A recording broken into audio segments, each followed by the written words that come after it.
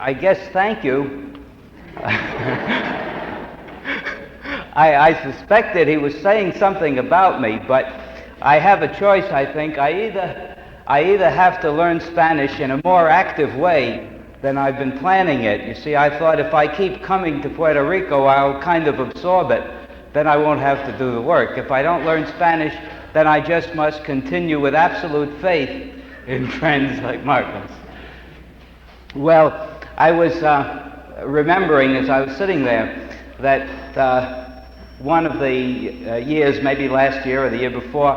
when I came here to Puerto Rico to do a intensive journal workshop, that a couple of the people in the group said to me, you know, since you've been here, you seem to do nothing but smile. You must be enjoying it. You should be paying us.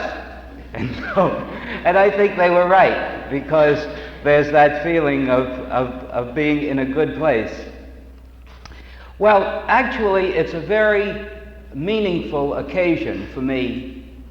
to speak on the 100th anniversary of the birth of C.G. Jung, because Jung has been for me a main teacher, not in the specific way of my being part of the Jungian school of thought, because that isn't where it's been possible for me to be,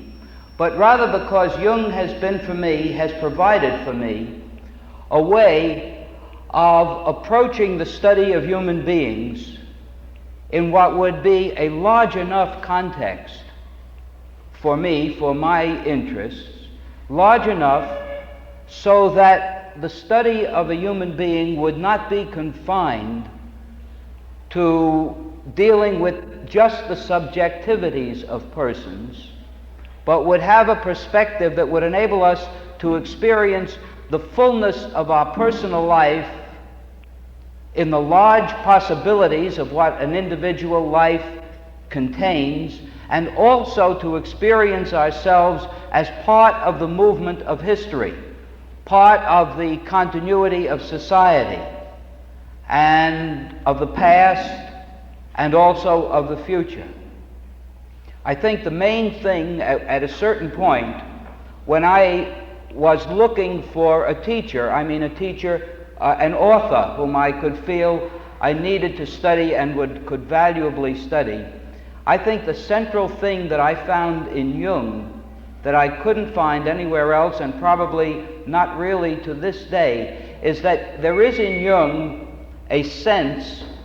of time moving within the human being. Not only that a person lives in time, in a context and historically,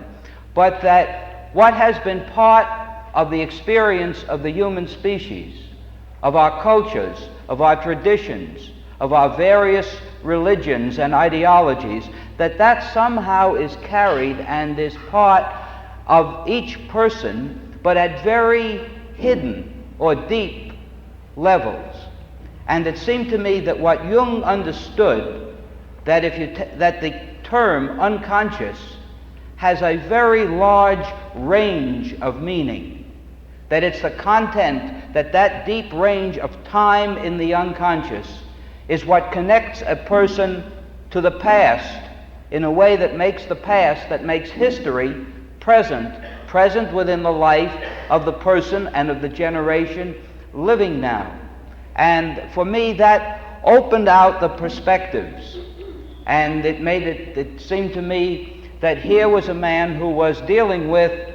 not only the individual's problems in this time of history, but was also dealing with that part of our life experience that is the source of inspiration, that is the place where the poet finds his material, that is the deep place where the artist finds his new concepts, that is the place where the philosopher must go for new ideas, that is a deep place that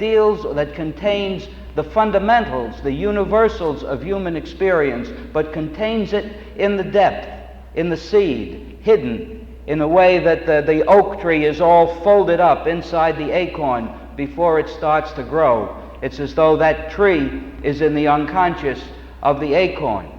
And all the great capacities of creative experience are like the acorn containing the tree. That's how it is in our human minds. That concept of the unconscious, when I realized and recognized that that's what Jung was articulating, that really, in the modern expression, blew my mind because it opened up all the boundaries.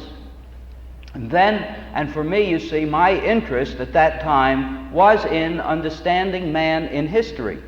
Or, in another way of saying it, my interest was in seeing if there was any kind of knowledge that could realistically be used to improve the condition of human beings in society. Because I had the observation already that there are many programs for improving, that promise to improve the human condition, political programs and economic programs, and they each perhaps have something to offer, but the main observation seemed to be that if political or economic programs could really make human life harmonious, that would already have been done over the centuries. That there seemed to be an inherent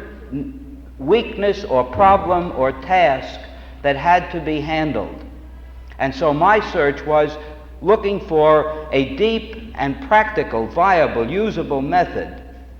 of working within the depth of persons in such a way that it would not be just subjective for the person, but would lead to programs in society that would be valid